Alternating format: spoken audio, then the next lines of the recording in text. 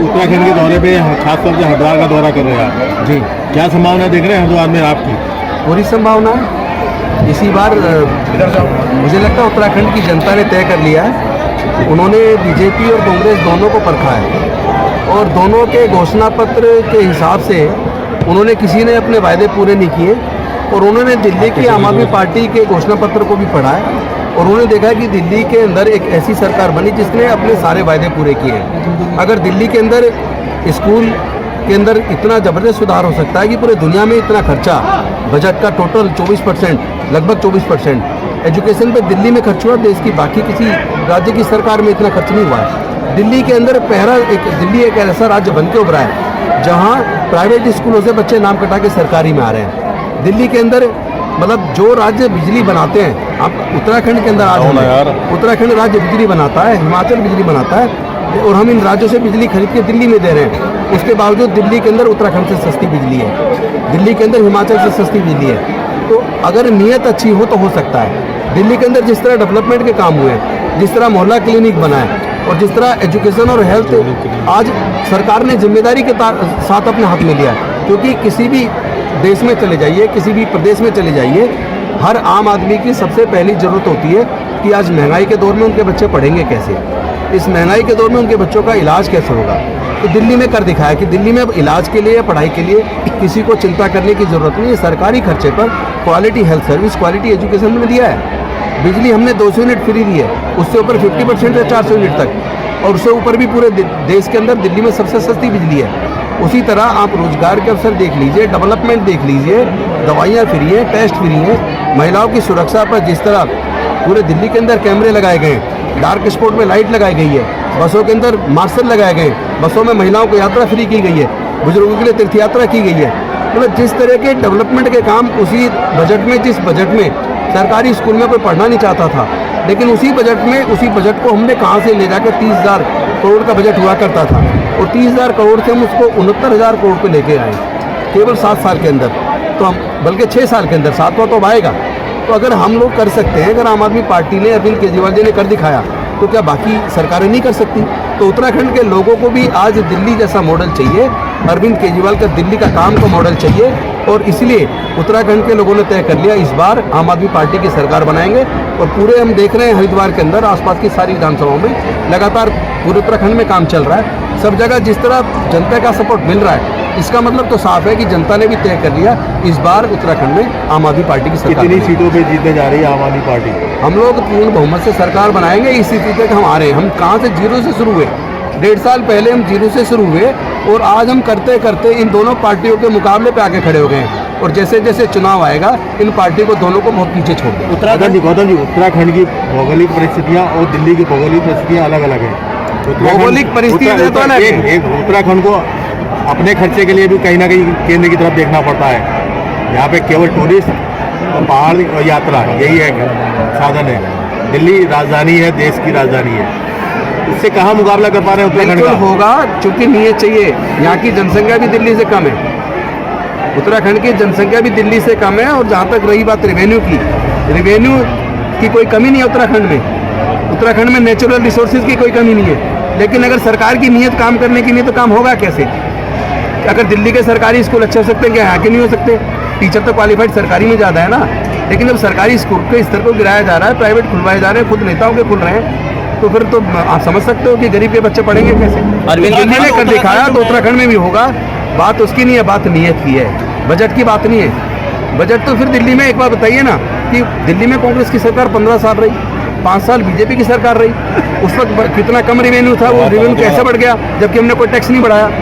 जनता पर टैक्स का बोझ लादे बिना हमने सारा करके दिखाया है। इसका मतलब नीयत होनी चाहिए और अरविंद केजरीवाल जी की नीयत है, हमारी पार्टी के नेताओं की नीयत है। उत्तराखंड के अंदर आम आदमी पार्टी निश्चित तौर पर सरकार बनाने वाली है। अरविंद केजरीवाल जी ने उत्तराखंड का प्रमुख आएगा, एक घोषणा करनी है जो बेहद महत्वपूर्ण है। दिल्ली के अंदर हमने जय भीम मुख्यमंत्री प्रतिभा विकास योजना बनाई, जिसमें आज आप देखिए कहीं भी आप, चाहे कोई इंजीनियरिंग में बच्चा जाना चाहता है, मेडिकल में जाना चाहता है, या जुडिशरी में जाना चाहता है, सिविल सर्विसेज में जाना चाहता है, बैंकिंग में, रेलवे में, किसी भी तरह के एग्जाम को देख लो, आज जो बच्चे कोचिंग लेते हैं वो बच्चे सफल होते हैं। जो कोचिंग लेते हैं, कोचिंग का खर्चा लाखों रुपए में, जिन लोगों के पास पैसा नहीं है वो अपने बच्चों को कोचिंग नहीं करा सकते, तो क्या उनके काबिल बच्चों को मौका नहीं मिलना चाहिए?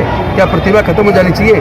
दिल्ली में जय भीम मुख्यमंत्री प्रतिभा विकास योजना बना के 46 कोचिंग इंस्टीट्यूट को पैनल पे लेके आज सिविल सर्विसेज की कोचिंग, इंजीनियरिंग की कोचिंग, मेडिकल की कोचिंग, जुडिशरी की कोचिंग, क्लैट की कोचिंग, तमाम तरह की कॉम्पिटिटिव एग्जाम्स की कोचिंग 15,000 बच्चों को सरकारी खर्चे पे दिल्ली की सरकार दे रही है और साथ में 2,500 रुपये महीना स्टाइपेंड भी दे रही है ताकि वो बच्चे अपने आने जाने का किराया, अपनी किताब कॉपी का भी बंदोबस्त कर सकें। तो हम लोग वही उसी तरह की जय भीम मुख्यमंत्री प्रतिभा विकास योजना जैसी, जिसमें बिना किसी भेदभाव के सभी जाति धर्म के लोगों को जिनकी 8 लाख तक इनकम है उन सबको वहाँ दे रहे हैं। तो इस तरह की योजना उत्तराखंड के अंदर भी हम लोग लागू करेंगे ताकि उत्तराखंड के बच्चों का भविष्य अच्छा बन सके। एजुकेशन तो चलो हो गया सर, उत्तराखंड का प्रमुख जो माध्यम है आएगा और जो पहचान है वो टूरिज्म से, आप टूरिज्म मिनिस्टर हैं, आपने दिल्ली में ऐसा किया गया? टूरिज्म मिनिस्टर नहीं है, गूगल पे तो यही आ रहा है। नहीं, वो पुराना है। अच्छा, तो टूरिज्म के लिए आपकी क्या योजना है कि क्या आप करेंगे? देखिए, हमारे पास बहुत सारी योजनाएं हैं।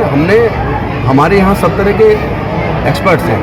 हम लोगों ने जब दिल्ली के अंदर पहले 2015 का चुनाव लड़ा और उससे पहले जो 2012 के दिसंबर में चुनाव लड़ा, हम लोग क्या करते हैं, पहले पूरा बजट पढ़ते हैं। बजट पढ़ने के बाद रिवेन्यू कहाँ से आता है उसको पढ़ते हैं, फिर रिवेन्यू कहाँ आ सकता है, किस तरह के। हमारा सवाल ये है कि आपके पर्यटन को लेकर आपकी क्या योजना है? निश्चित तौर पे बहुत अच्छी योजनाएं हैं, बहुत अच्छा तैयारी चल रही है। क्या है और अगर पहले ही बता देंगे हम सारी योजनाएं कि कैसे हम बढ़ाएंगे बजट, तो बीजेपी कांग्रेस को भी पता लग जाएगा।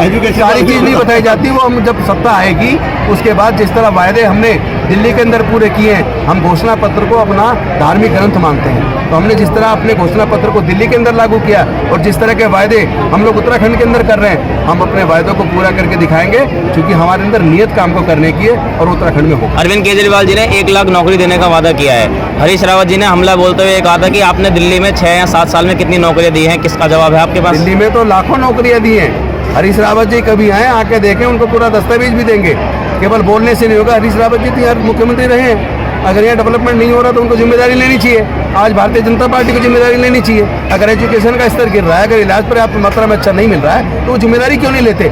दिल्ली की सरकार जिम्मेदारी लेती है, लेकिन लोगों की समस्या का समाधान करती है। 2 जिम्मेदारियों से आप भाग गए। पहली जिम्मेदारी पॉल्यूशन, जिसमें आपने दावे किए थे, आज लॉकडाउन लगाने की जरूरत पड़ी है। दूसरा, देखिए, हम भागे नहीं है, हम भागे नहीं है, हम भागे नहीं है। ये सुनिए, हम भागे नहीं है। आप अरविंद केजरीवाल जी का डेली का ट्वीट देखिए। वो डेली सुबह उठते सबसे पहले ट्वीट करते हैं कि आज PM 2.5 कितना है, दूसरा कितना है, और वो लगातार दिखाते हैं। जब स्टेबल बर्निंग हुई है उसके बाद ये बढ़ा है। लेकिन किसानों के लिए जिस तरह दिल्ली में हमने गोल बनाया, हमने पोल्यूशन कंट्रोल करने के लिए एक कदम नहीं कई कदम उठाए। हमने ना केवल इनो रोड किया, ना केवल हमने रेड लाइट ऑन गाड़ियों का वो चलाया, ना केवल हमने जो भट्टियाँ चलती थी भट्टियों को बंद किया, हमने गैस की तरफ गए। अब हम इलेक्ट्रिक गाड़ियों की तरफ जा रहे हैं, लगातार इलेक्ट्रिक गाड़ियाँ आ रही हैं। और दूसरे हमने टावर लगाए। तो पर्यावरण को अच्छा करने के लिए, पोल्यूशन फ्री दिल्ली बनाने के लिए लगातार दिल्ली की सरकार प्रयास कर रही है। और पिछले सालों की तुलना में अगर आप देखेंगे तो हमारे जो काम है वो सकारात्मक है, उससे अच्छे रिजल्ट आ रहे हैं। लेकिन दिल्ली में जो पोल्यूशन आता है वो आस पड़ोस के राज्यों में, जहाँ की सरकार अपने किसानों को पराली का निस्तारण के लिए, उसको खाद बनाने के लिए जो उनको घोल उपलब्ध नहीं करा रही है, जबकि बहुत सस्ता घोल है, उसी तरह के जिस तरह दिल्ली में उपलब्ध कराया, अगर हमारी पंजाब की सरकार, उत्तराखंड की सरकार, यूपी की सरकार भी किसानों को घोल उपलब्ध करा दे, तो वही पराली जिसको जला रहे हैं वो खाद में तब्दील होगी, उनको खेती की भूमि और ज्यादा उपयोग हो जाएगी। केंद्र सरकार ने 10% पराली से बताया पोल्यूशन होता है, इस पर आपका क्या कहना? हलफनामा दिया हलफनामा बता रहा है 40%। उसकी कॉपी देख लीजिए, हम आपको उपलब्ध करा देते हैं। उन्हें उसी केंद्र सरकार का हलफनामा 40% बता रहा है, जो बाद में जिसको वो बाद में 10% कह रहे हैं। तो ऐसे अपनी जुबान को बदल लेने से, सच को छुपाने से सच छुपेगा नहीं। आप डाटा निकालिए, डाटा इकट्ठा कीजिए और जो स्टडीज आई हैं उसको देखिए, तो आपको पता लगेगा कि पोल्यूशन के बढ़ने के क्या कारण है। पार्टी के कार्यों से प्रभावित होकर, नीतियों से प्रभावित होकर आम आदमी पार्टी ज्वाइन की है अपने अनेकों साथियों के साथ, और मैं लगातार देख रहा हूँ, कल भी इसी तरह लोगों ने ज्वाइन किया, आज आगे मंगलूर जा रहे हैं, वहाँ भी ज्वाइन कर रहे हैं। तो लगातार ज्वाइनिंग का सिलसिला जारी है। ये इस बात को दर्शाता है कि लोग अब बीजेपी कांग्रेस से मुक्त होना चाहते हैं और आम आदमी पार्टी की नीतियों को, योजनाओं को लोग पसंद कर रहे हैं। जी देखिए, आप लोग सभी को पता है कि पहले मैं कांग्रेस पार्टी के अंदर था और कांग्रेस पार्टी के अंदर मैंने बहुत कार्य करा है, कार्यकर्ता बनके, और बहुत मजबूत भी करा है। लेकिन कारण ये रहा है कि भाजपा और कांग्रेस एक सिक्के के 2 पहलू हैं। एक बार उत्तराखंड में कांग्रेस आती है तो बीजेपी वाले उसमें भी राज करते हैं, अरे बीजेपी आती है तो कांग्रेस वाले जो वरिष्ठ नेता है उसमें भी राज करते हैं कि जनता का कोई भी कार्य 20 सालों से अब तक नहीं हो पाया। लेकिन दिल्ली के अंदर हम देखते आ रहे हैं कि केजरीवाल जी 2012 में पार्टी बनी है, 2012 से लगातार वो कार्य करते आए हैं, जनता तक सुविधा पहुँच पा रही है। वहाँ पे 200 यूनिट देने का वादा जो था उनका केजरीवाल जी को पूरा किया गया है। बिजली फ्री है, पानी फ्री है, शिक्षा फ्री है और जो बेरोजगार व्यक्ति हैं उनको 5-5 हज़ार रुपये भी दिल्ली में दिए जा रहे हैं।